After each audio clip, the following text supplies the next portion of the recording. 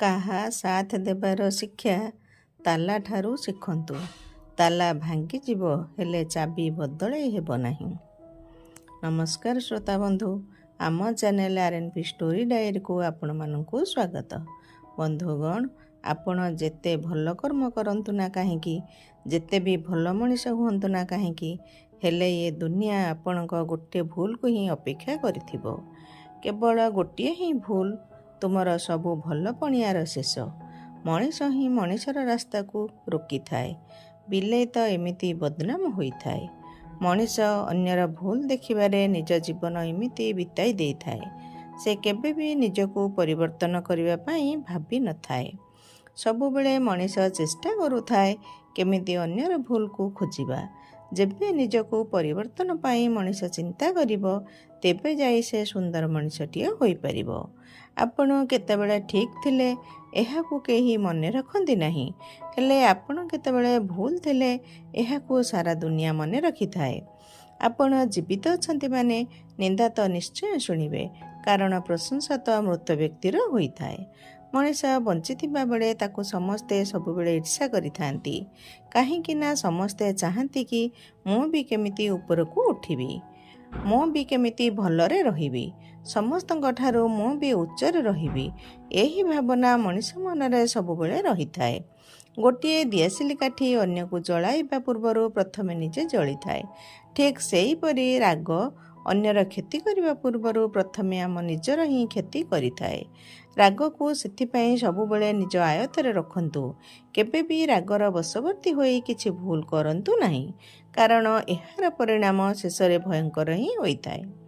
ଜୀବନରେ ନିଜ ଲକ୍ଷ୍ୟସ୍ଥଳରେ ପହଞ୍ଚିବାର ଅଛି ତ ପରିଶ୍ରମ ରୂପୀ ଇନ୍ଧନକୁ ଜଳାଇବାକୁ ପଡ଼ିବ। ଯେଉଁ ମଣିଷ ପରିଶ୍ରମ କରିଛି ସେ ସଫଳତାର ଶୀର୍ଷରେ ନିଶ୍ଚୟ ପହଞ୍ଚିଛି।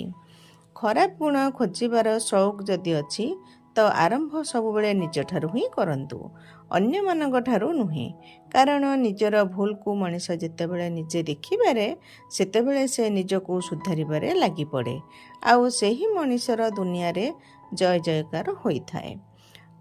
କହିବାକୁ ତ ଅନେକ କଥା ଅଛି, ହେଲେ ପ୍ରକୃତ ଖୁସି ତ ଚୁପ୍ ରହିବାରେ ହିଁ ମିଳିଥାଏ। ଜୀବନରେ ଯେତେ ବି ସମସ୍ୟା ଝଡ଼ଝଞ୍ଝା ଆସୁନା କାହିଁକି, ସବୁବେଳେ ନିଜକୁ ଶାନ୍ତ ରଖନ୍ତୁ, ଧୈର୍ଯ୍ୟର ସହିତ ଅପେକ୍ଷା କରନ୍ତୁ। ଦିନେ ନା ଦିନେ ନିଶ୍ଚିନ୍ତ ସେ ସମସ୍ୟାର ସମାଧାନ ହୋଇଯିବ। ବନ୍ଧୁଗଣ, ଯଦି ଏହି ଭିଡ଼ିଓଟି ଆପଣମାନଙ୍କୁ ଭଲ ଲାଗୁଛି, ତେବେ ଗୋଟେ ଲାଇକ୍ କରିବା ସହିତ ସାଙ୍ଗସାଥିମାନଙ୍କୁ ସେୟାର କରିଦିଅନ୍ତୁ। ଏହିଭଳି ନୂଆ ନୂଆ ଭିଡ଼ିଓ ଦେଖିବା ପାଇଁ ଆମ ଚ୍ୟାନେଲକୁ ସବସ୍କ୍ରାଇବ୍ କରି ପାଖରେ ଆସୁଥିବା ଘଣ୍ଟି ଚିହ୍ନକୁ ଦବାଇ ଦିଅନ୍ତୁ, ଯାହାଦ୍ୱାରା ଆମର ସବୁ ନୂଆ ଭିଡ଼ିଓର ନୋଟିଫିକେସନ୍ ଆପଣଙ୍କ ପାଖରେ ପହଞ୍ଚି ପାରିବ। ବନ୍ଧୁଗଣ, କ୍ରୋଧ ସମୟରେ ଚିତ୍କାର କରିବା ପାଇଁ ବଳର ଆବଶ୍ୟକତା ନଥାଏ, ବରଂ କ୍ରୋଧ ସମୟରେ ଚୁପ୍ ରହିବା ପାଇଁ ବହୁତ ଶକ୍ତିର ଆବଶ୍ୟକତା ହୋଇଥାଏ।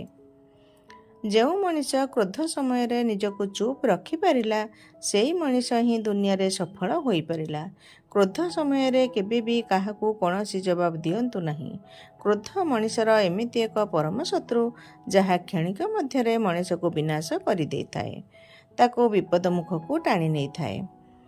ଇଏ କ'ଣ ଭାବିବ, ସିଏ କ'ଣ ଭାବିବ, ଦୁନିଆ କ'ଣ ଭାବିବ, ଏସବୁଠାରୁ ଉପରକୁ କିଛି ଅଲଗା ଭାବନ୍ତୁ। ଜୀବନ ସୁଖମୟ ହୋଇଯିବ। ମୋତେ କିଏ କ'ଣ କହିବ, ଏସବୁ ଭାବନା ମନ ଭିତରେ ରଖିଲେ ଜୀବନରେ ସବୁବେଳେ ପଛରେ ହିଁ ରହିଯିବେ। କହିବାର ଲୋକ ତ ବହୁତ ଅଛନ୍ତି, ଏ ଦୁନିଆ ତ କେବଳ କହିବା ହିଁ ଶିଖିଛି। ଆପଣ ଯେବେ ନିଜକୁ ସବଳ ଭାବିବେ, ନିଜ ଉପରେ ଭରସା ଏବଂ ବିଶ୍ୱାସ କରି ଲକ୍ଷ୍ୟସ୍ଥଳରେ ପହଞ୍ଚିବାକୁ ଚେଷ୍ଟା କରିବେ, ସେତେବେଳେ ଅନେକ ବାଧାବିଘ୍ନ ଆସିବ। ଅନେକ ଲୋକ ବହୁତ କଥା କହିବେ, ସେସବୁକୁ ଯେବେ ନ ଶୁଣି ପରିଶ୍ରମ କରି ନିଜକୁ ଲକ୍ଷ୍ୟସ୍ଥଳରେ ପହଞ୍ଚାଇବାକୁ ଚେଷ୍ଟା ଜାରି ରଖିବେ, ତାହେଲେ ଯାଇ ଆପଣ ଏ ଦୁନିଆରେ ନିଶ୍ଚିତ ରୂପେ ସଫଳ ହୋଇପାରିବେ। ଆବଶ୍ୟକ ଠାରୁ ଅଧିକ ଭଲ ହେବ ତ ଏ ଦୁନିଆ ଆବଶ୍ୟକ ଠାରୁ ଅଧିକ ତୁମର ବ୍ୟବହାର କରିବ। ସବୁବେଳେ ମଣିଷ ଚାହେଁକି ଅନ୍ୟକୁ ବ୍ୟବହାର କରିବାକୁ, କାହିଁକି କେଜାଣି ଏ ମିଛମୟ ସଂସାରରେ ସବୁବେଳେ ମଣିଷ ନିଜର ସ୍ୱାର୍ଥ ପାଇଁ ଘୁରି ବୁଲୁଥାଏ, ଆଉ ସେଇ ସ୍ୱାର୍ଥ ପାଇଁ ସବୁବେଳେ ସେ ଅନ୍ୟକୁ ବ୍ୟବହାର କରିଥାଏ। ଜୀବନରେ ଭରସା ତା ଉପରେ କର ଯିଏ ତୁମର ଏହି ତିନୋଟି କଥା ଜାଣିପାରୁଥିବ। ତୁମ ହସ ପଛରେ ଥିବା କଷ୍ଟ, ତୁମ ରାଗ ପଛରେ ଥିବା ଭଲ ପାଇବା, ତୁମ ଚୁପ୍ ରହିବାର କାରଣ ଏହି ତିନୋଟି ଜିନିଷ ଯିଏ ଅନୁଭବ କରିପାରୁଥିବ ସେହି ମଣିଷ ହିଁ ସତରେ ତୁମକୁ ଭଲ ପାଉଥିବ। ଏ ସମାଜରେ ସତ ପ୍ରେମ କରୁଥିବା ବ୍ୟକ୍ତି ନା କେବେ ତୁମକୁ ଖରାପ କହିଥାଏ ନା ତୁମର ଖରାପ ଚିନ୍ତା କରିଥାଏ। ଯିଏ ଯାହାକୁ ହୃଦୟରୁ ଭଲ ପାଉଥାଏ ସେ କେବେ ବି ତା'ର ଖରାପ ଚିନ୍ତା କରିନଥାଏ, ବରଂ ନିଜକୁ କଷ୍ଟ ଦେଇ ତା'ର ଖୁସି ଚାହିଁଥାଏ। ସେହି ମଣିଷ ଉପରେ ଆପଣ ଭରସା ଓ ବିଶ୍ୱାସ କରନ୍ତୁ। ଭରସା ଆଉ ବିଶ୍ୱାସ ଏକ ବହୁତ ବଡ଼ ଜିନିଷ। ଶତ୍ରୁତା କାହାର ଆବଶ୍ୟକ ହୋଇନଥାଏ। ନିଜ ଲୋକ ହିଁ ଯଥେଷ୍ଟ କଷ୍ଟ ଦେବା ପାଇଁ ନିଜ ଲୋକ ହିଁ ପ୍ରଥମେ କଷ୍ଟ ଦେଇଥାନ୍ତି।